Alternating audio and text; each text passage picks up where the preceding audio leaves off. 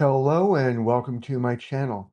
My name is Peter Abraham. I'm a second career registered nurse focused mainly in the areas of advanced illness, typically those that would qualify for either palliative care or hospice care. Those are two separate types of services. I'm also a certified end-of-life doula through the International Doula Life Movement, an avid writer having written well over 500 healthcare articles, an avid author and book publisher having published 21 books for hospice nurses, 24 books for caregivers, 5 books for holistic nurses, and 6 books for my fellow end-of-life doulas. If you're new to this channel, welcome. Thank you so much for taking the time to visit. In this channel, we talk about issues related to death and dying. After all, we're all going to die. I'll have videos for my fellow hospice nurses, for my fellow holistic nurses, for which I view myself as one, for patients, caregivers, family members, and for my fellow end-of-life practitioners, which are typically end-of-life doulas. If these are topics of interest, please consider subscribing, hitting the bell notification below. I try to publish videos every Monday, Wednesday, and Friday. Occasionally, there will be extra videos, sometimes a gardening update or a housing project update. If you like what you're seeing, please do like. That helps the YouTube algorithm spread it out to more people. So the topic for today's video is just going to be a brief overview of two recently published titles. My 24th book for hospice caregivers and my 5th book for holistic nurses. Before going to the topic for today's video, I want to ask you, what are you grateful for? I have lost track over how often I'm asked by families, friends, coworkers. I shouldn't say coworkers, I take that back. But how can you do this day in and day out? If it's cowork, it's maybe it's the office. How can you do this day in and day out? In my experience, if you build resilience, 3 pillars for resilience, to continue to work on building resilience when different things that happen in our lives. It doesn't always have to be death. It could be you didn't get a promotion you didn't want. It could be that you didn't get the sales that you didn't want. Something that you didn't go the right way. Or somebody you thought was a friend wasn't. Different things can drive us downward, push us downward. In my experience in life, if you focus on building resilience, there are 3 pillars. We talk about the third here. What are you grateful for? Ask about the other 2 if you're interested in the comments. As for myself, I'm grateful for a number of things. First and foremost, thank you for taking the time to visit. That's a gratitude point. Even if I don't know your name, even if you never comment, I appreciated that you stopped by. I know that may sound odd, but I'm odd to begin with. I'm thankful for everyone who's buying my books. Tamara mentioned that she recently purchased this book. I can't thank you enough, Tamara.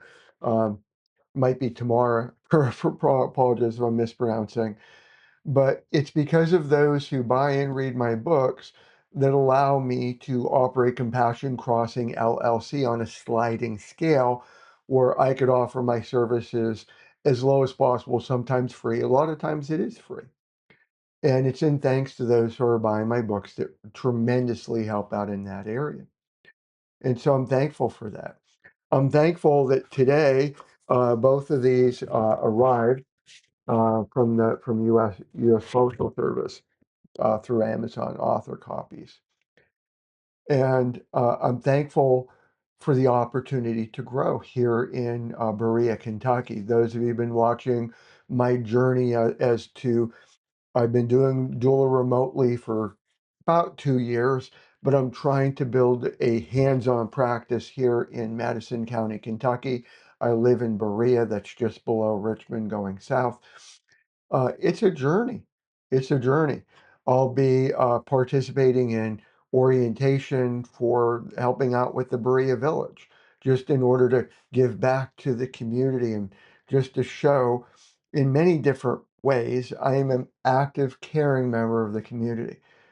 To me, if you're a fellow end-of-life doula or I like to view myself as a life transition coach. I like Helen, who said, "You're really a project manager of somebody's healthcare journey."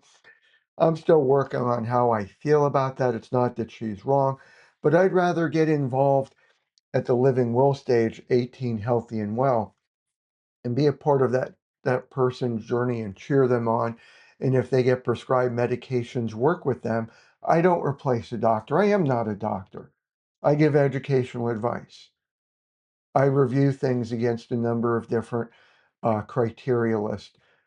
If they're older, the stop frail, the Beers criteria, the I really appreciate the European stop STOPP start criteria.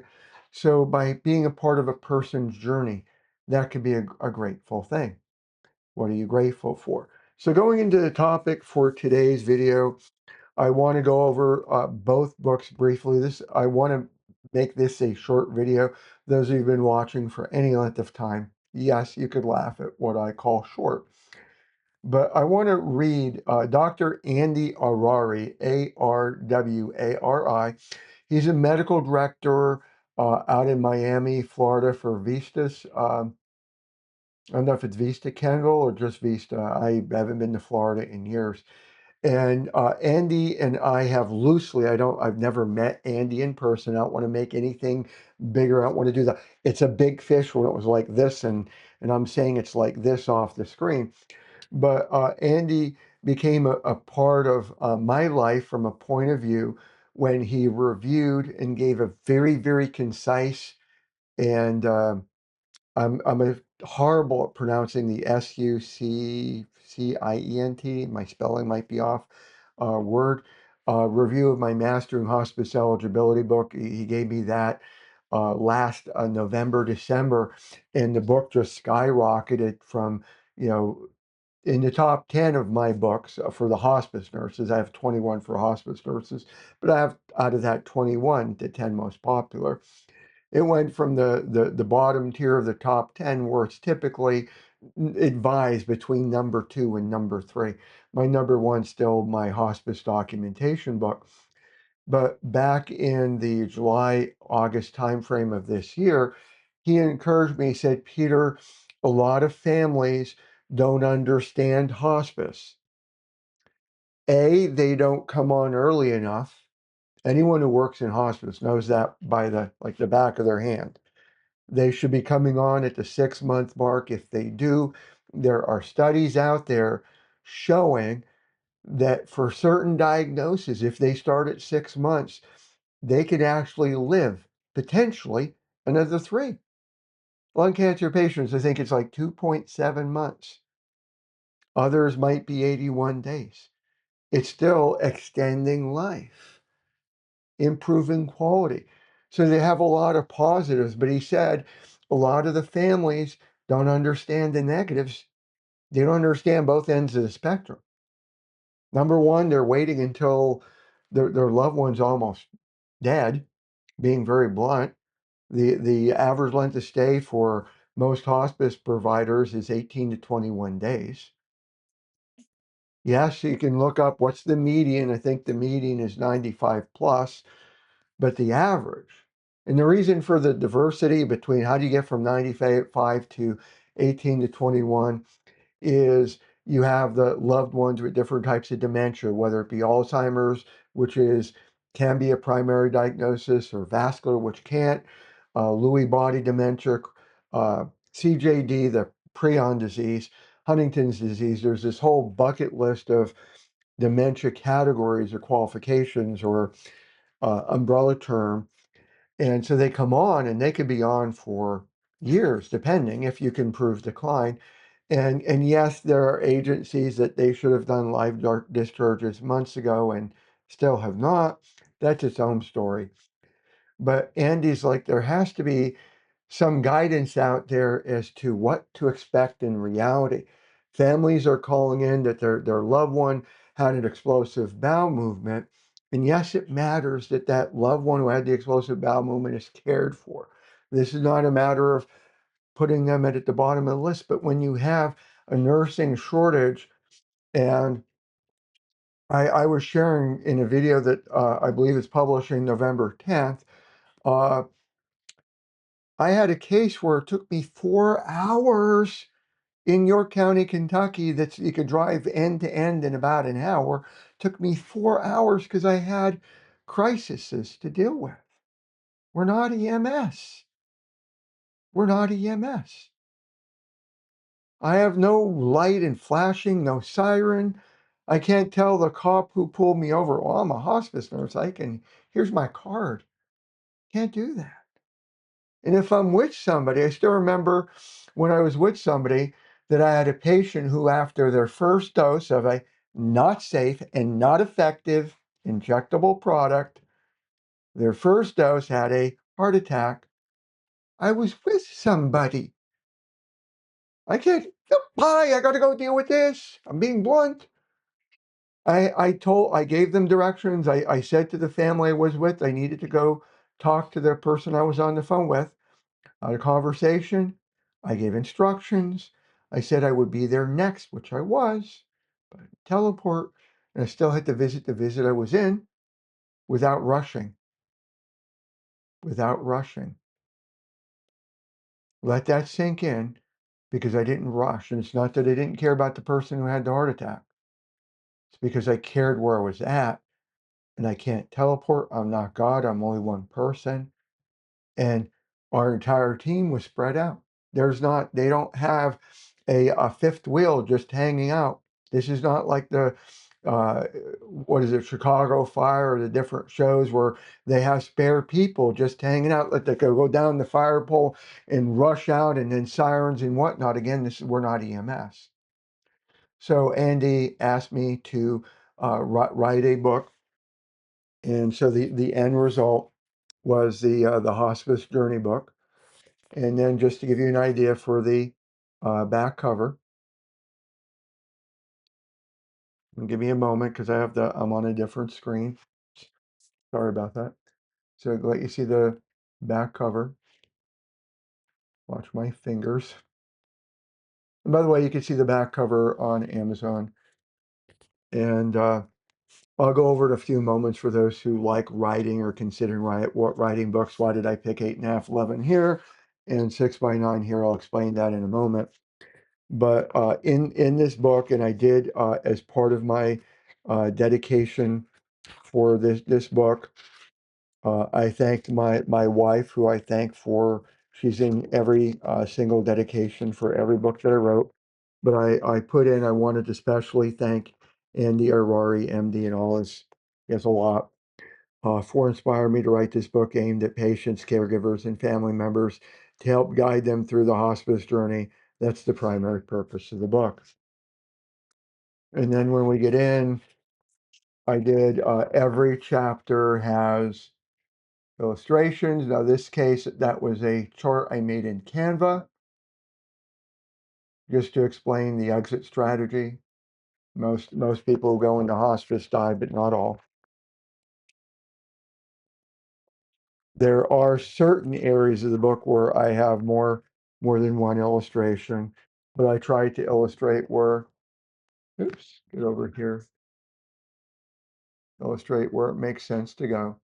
And just trying to give the idea of a lot of people don't understand when we say 6 months or less, it's not a guarantee that you have to die at that time. And it goes on both the pros for coming on early, the cons. There's a whole chapter on making the best out of respite. There's a whole chapter on the benefit of having an end-of-life doula, understanding hospice discharges.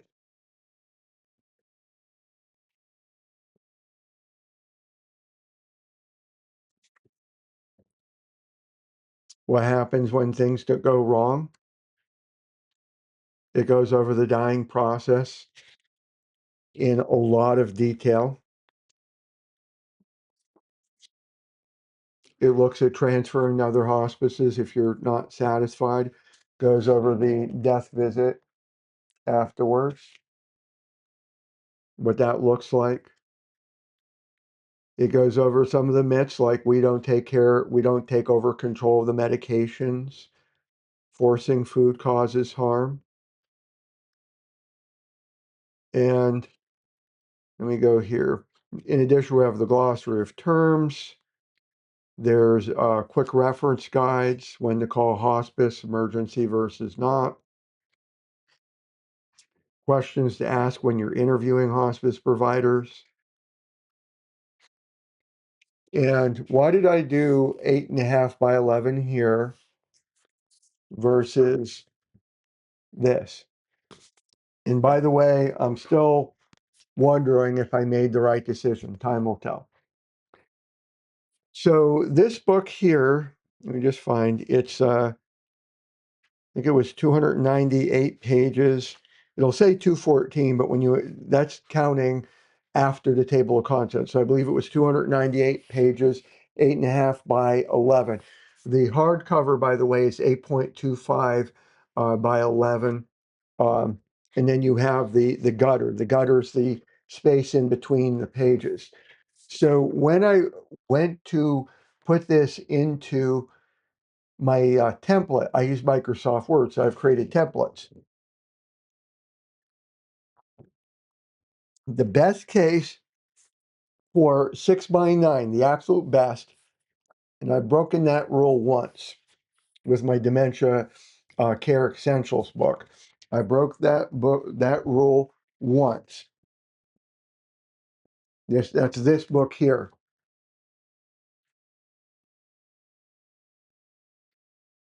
Okay, this is, and again, this is not going to be 100% accurate because it doesn't include the front part, but 532 books, and then if you add in the other pages, let's say it's 545, let's say 540, just not to make it a big fish type of thing. What ends up happening is not only are you making any imagery a lot smaller, but if you have tables in the book, not only are the tables going like this, which make the tables harder to read, but now they're crossing multiple pages. So I am weird, if you haven't gotten that already. So I like readability over other factors. I like readability over other factors. I know this makes it less portable when it's 8.5 by 11. That's my kind of my regret point.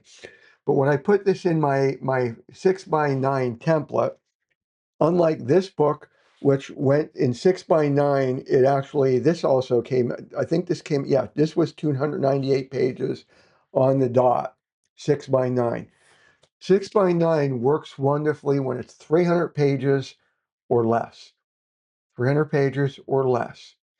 In terms of not having the pictures or tables too wonky. I know wonky is not a real word.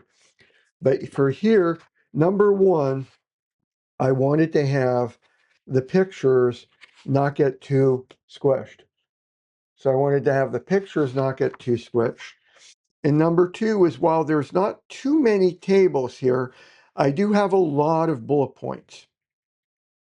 I do have a lot of areas that have bullet points. And when you talk about readability, it's best to conclude a paragraph on the same page it completes. It's best not to have like a sentence partially split from one page to another. I want to have a brand new paragraph on a brand new, like on a page. I don't want to have it get to the bottom and then you get to a word and then you have to flip the page. It may sound odd. For readability's sake, I believe it's easier for when you do speed reading. It's easier to have complete paragraphs, complete tables, all the bullet points when possible. There are some pages here where a bullet point got carried over to the next page. It was like, it would look awful if I split the page a different way. But I was looking at readability. So in order for this to do 6 by 9, it was approaching 400 pages. It was getting into this category. Now 500 pages, but it was getting in this category. Now this particular book wasn't too bad because this book, I don't have that many tables. This is an example of a table.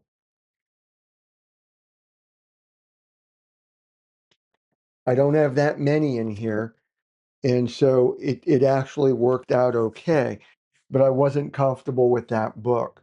Again, time will tell. I may end up creating a 6x9 edition for this book down the road. But I do want to let you know what Dr. Andy had to say. I did send him a free copy. This is, he responded back to me. Um, Give me one moment because it's not putting in the date in LinkedIn. So on Wednesday, October 22nd, Dr. Andy said, congratulations, this is a home run. I started to read and I'm just blown away at the thoroughness of each concept. I think this book should be provided to every single person who enrolls in Medicare. And thank you for your dedication. I will post soon. Thank you again. So I really appreciate Dr. Andy for that. Now, moving on, because I said I want to keep this short, and I don't want too many of you laughing by what I mean by short. So this is 6x9, and I'm thankful that it's under 300 pages. And what I started to do, and I have to give credit where credit's due. Nancy Simmers published this book. By the way, if you don't have it, I do recommend getting it. I'll put in a link in the description below. And wow, she put up her picture and a little bit about her. And I have about me at the back of the book, but I figured let me just start a new trend where I'm putting that information on the back. In case you're wondering, oh, I want to write my own book, I do use canva.com to create my book covers. Amazon KDP gives you a template, and you basically upload a PNG file into Canva, and you have to work the image so that it's within certain parameters, the little red dots. Here's the spine so that you could fit the title on the spine. Same way with the Hospice Journey Handbook, you could put the title on the spine, or in some cases, I put the title and my name. But in the case of the validation in action, this has been on my laundry list for well over a year. When I planned out, how to phrase, when I wrote my first book, which is my hospice documentation book, at that point in time, I thought it was going to be once and done. So I didn't have a series. Then I started writing caregiver books, and I realized, I better create a series. And before I got too far, I brainstormed and came up with the idea for 3 different series. Originally, it was 4 different series. I was going to have hospice caregiver series, dementia caregiver series. This was one of the lead books for the dementia caregiver series, and the holistic nursing series, and the empowering hospice and excellence series. So I was going to have those series, and I'm a big to-doist person, so I came up with draft, just I can't even say titles, just a rough ballpark of what it would fit in. And so I originally had 20 ideas for my hospice books. My wife came up with the 21st book idea, which is beyond, I don't know if I have it really sticking out in reach, but it's beyond the hospital. Basically, it's a book to encourage nursing students and people working in hospital home health consider hospice. So I'm grateful for that. But I had 20 planned. I still have more now that I've done. Not done. They're on the list. I came out with a whole bunch of ideas for my holistic. I still have a whole bunch of ideas for the caregivers. I ended up merging all my dementia books into the caregiver books. Why? Because dementia eventually becomes terminal. But in the holistic series, for which this book is a part of, I had a whole series of ideas, and I wanted to have, I cannot emphasize enough the power of validation therapy. Naomi Fell created validation therapy, and I believe she did it with initially, I can't ask her, she's passed, she's died. she's dead. So, but the original application was with Alzheimer's, then it expanded to other types of dementia. And I really believe that the bulk of the people she trained thought that's where it would stay. But this technique goes above and beyond. It is so amazing.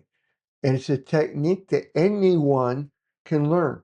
It doesn't require physical tools, unless you count your hands as tools. And not that you use your hands all the time. It's how you speak to people. It's the tone that you use. It's the volume that you use. It's the inflection that you use. It's the choice of words. We're not talking complex. We're not learning a different language.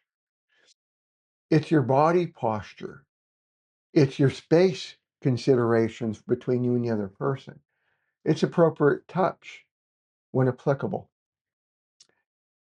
And in all of my nursing career, I found different places where I could apply it. And that's part of why I almost dropped it, why I wrote this book, because it's not just for dementia. So this book, I just want to go back to the appendix. So the foundations, nurse-patient relationship, setting the stage, family and caregiver interactions, family therapy and healthcare teams, where I give case studies. There's multiple case studies throughout, challenging situations, coaching, teaching, measuring the impact. But this is applications in medical, surgical, cardiology, the ICU, home health, hospice, psychiatric wards, regardless of wherever you're at in your nursing career. And even if you're not a nurse, this has lots of applications. And so that's pretty much it for today's video. I wanted to keep it short. I was like, gee, these came in. I mentioned in previous videos that they're out there. I'll put in links below. But I love being able to show, hey, it's real. I have an author's copy. And one of these days, and that's where I had to get a new bookshelf just because of the books were getting too heavy. And I love when I can do imagery. And again, this was 300 pages, so the images, that particular image when I originally created was 6x3, and I believe that in this book, 6x9, I think I had to take the 4.7 inches wide and the respective height that it auto adjusted in Word. But the bigger the gutter, and that's what happens when you get into books that is this many pages at 6x9, the bigger that gutter on the inside really crunches the images and the tables. I don't know if you've published books or you're thinking about publishing, let me know. I know this is more portable than this. I know Nancy, when she did her book, it's also 6x9. Now her book, I didn't do the total count from the front pages, but just on the actual page count, 171. And I don't know if she count. Okay, she did similar to mine where you don't do the count the front. So it's under 180 pages for her book. It works out better with 6x9 when you have that. I don't want to say few because that's a lot of pages to write. But I'm out there to try to help and bless others with the books that I'm writing. Right now, I am in between books. If you have ideas for what you'd like me to write about next, I'm trying right now, just so you know what's on my mind. Okay, so what are you thinking about, Peter? I'm looking at writing a faith-based, Christian to be very specific, follower of Christ Jesus to be even more specific, a faith-based book on grief and helping somebody with their walk in grief. That's what's on my mind, what's on my heart right now. I haven't put it paper to pen yet, but I'm thinking of writing a book on how someone like me can help another person who would be, and just so that you're aware, because I don't proselytize, somebody who either is a fellow Christian or considering on their own or open to, they've opened the door, talking about Christ Jesus as it relates to a grief walk. And so that you're aware, if I do go down that road, I also want to look at how validation therapy can help there too. The Bible will be my foundation in that book, should I go that direction and when. Right now, it's heavy on my mind and my heart. The Bible, by the way, I do like, and I'll put it in the link below. This is turning out, I'm reading it slowly so it sinks in, but Randy Alcorn's Heaven has been a wonderful, wonderful book to read in terms of helping me to have a desire for heaven more and more. But if you have any thoughts on what you would like to see in terms of helping you, if there was a book on this from somebody who's been there or might have been there, who has some experience, or is a geeky nerd that just likes digging in and researching things, please reach out. Let me know. Thank you so much. Take care. God bless. And